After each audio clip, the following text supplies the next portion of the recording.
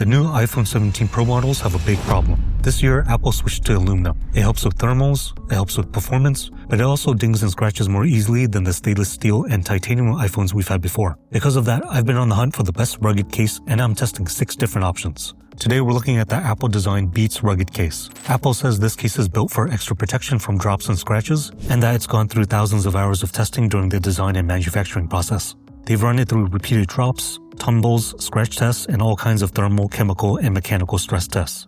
At $79, it's definitely on the high end for a phone case. So I want to answer 2 simple questions for you today. Is it worth the $79 price tag? And does it actually protect your iPhone 17 Pro Max? Let's find out. So just looking at the overall case design, it has that minimal look that Apple is known for all of their products.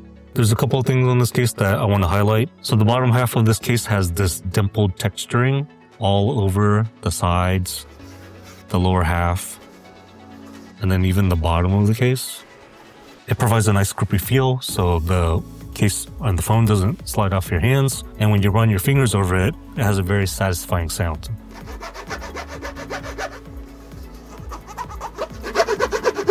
Apple has decided to leave this top area just this nice basic smooth material. They say that it's supposed to prevent smudges and things like that. However, I've been using this for a couple days now, and it definitely shows some visible smudges on there. I don't know if you can see it on the camera. So you'll probably want to clean this off on a daily basis to make it look nice and clean. Now this case is available in 4 different colors. You have Sierra Orange, Rocky Blue, Alpine Gray that you see here, and the Everest Black. So I felt like this gray color paired really well with the new orange color of the iPhone 17 Pro Max. You have the Beats logo here. The text is minimalistic, but they really wanted people to see this logo, so they made it in a very contrasting color that matches with the buttons on the sides. Apple says that this case is made of a TPO material, so that means it's a plastic material that is flexible. They do say that the edges of the case are reinforced to provide more impact protection, and you can feel that when you are handling the case, so it definitely feels more rigid around the edges. You have a lip that goes around the entire front of the screen, as well as a lip on the back that goes around the camera plateau. The bottom of the case is fully enclosed, and I was actually surprised at how thick this rubber edge is. You can see right there that it's quite thick, which provides that added durability on the edges. The inside of the case is made of this really nice soft material on the entire inside of the case. So even on the top area where the camera plateau is going to be, that soft material extends all the way to that top area. It reminds me of how the outside of a tennis ball looks. Now it's really easy to put the iPhone into the case. All the buttons have that nice satisfying click sound. Hold it closer to the mic. But they all work as expected. One thing I've noticed is that every case manufacturer seems to make a big deal out of having a specialized camera button, and it works just like in the same manner as a naked iPhone would be. Now with the bottom being fully enclosed, I wanted to do a quick sound test to show you guys what the audio quality is like with and without the case on, because sometimes if the bottom area is covered like this, it does affect the sound quality. So let's start with case off.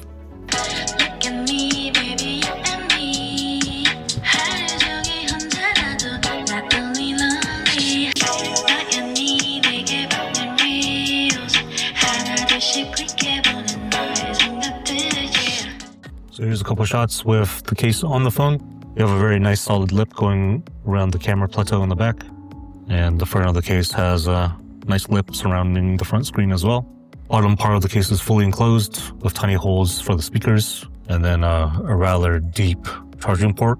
So you might want to pay attention to the different chargers that you use to see what fits and what doesn't. Now, because it has that lip surrounding the entire front area of the case, the swipe up action is not as good as like a naked iPhone or another case that has this bottom area open. However, the edges of the case are very smooth. So even though it does feel like it gets in the way, it still has a very smooth feel to it.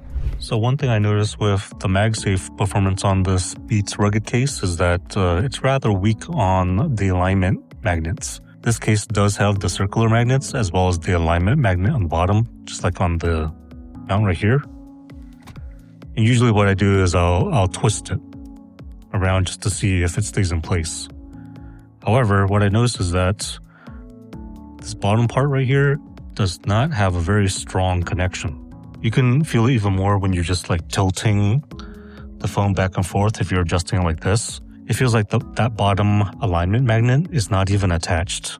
So it's just attached on the circular magnets on the top, which is unfortunate because a lot of other cases have a really strong connection here, so that when I'm turning it like this, you can already see that the connection on the accessory is already off. It's still attached, but it's not aligned correctly. So just like all my rugged case testing, I decided to do multiple drop tests with this case to see if it could actually protect the 17 Pro Max from physical damage. I dropped this case between 20 to 25 times on solid hardwood floor. Underneath that is a concrete slab. So let's see if the Beats rugged case was able to take a beating. Let's get into the drop testing.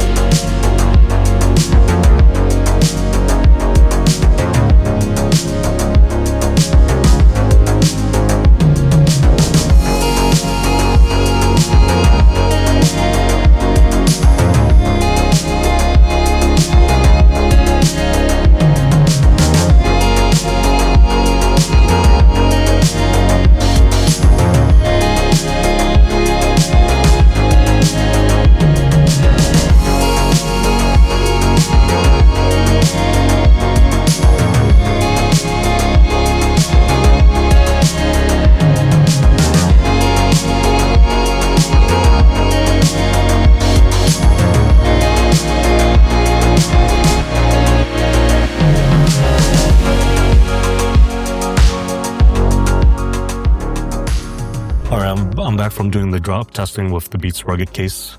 So let's take a look at the iPhone. So after 20 plus drops on that solid hardwood floor,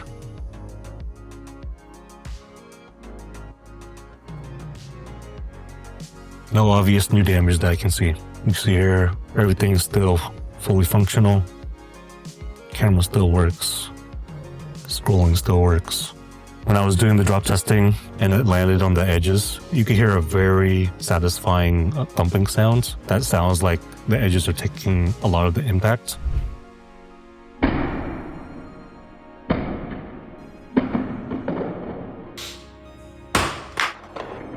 However, just like many of the other rugged cases, when you drop it on the back or the front, it doesn't have that same sound as when you're dropping it on the sides. And you can tell from the video footage, when it's dropped on the sides, it'll kind of bounce several times. Whereas if it falls on the backside or the front, you don't really see any bouncing behavior, which means that those parts of the case not able to absorb the impact as well as the edges of the case. So, is this case worth the $79 price tag? I'd say it's a very unique option because it actually provides really good protection for the new iPhone 17 Pro and Pro Max with their aluminum frames. After more than 20 drops, there's no obvious new damage to the phone. And what stands out is that it does this while keeping that clean, minimal look Apple's known for, without feeling overly bulky. However, at this price, I am disappointed that MagSafe performance is weaker than some cheaper rugged cases I've tested, and there's no built-in kickstand. If strong MagSafe or a stand is important to you, you'll need to look at other options. But if you want a rugged case that still looks minimal and doesn't feel huge in the hand, I actually think this is a great choice. If you want to see how Dbrand's new rugged tank case holds up in the same drop test, click on this video here. I'll see you guys in the next one.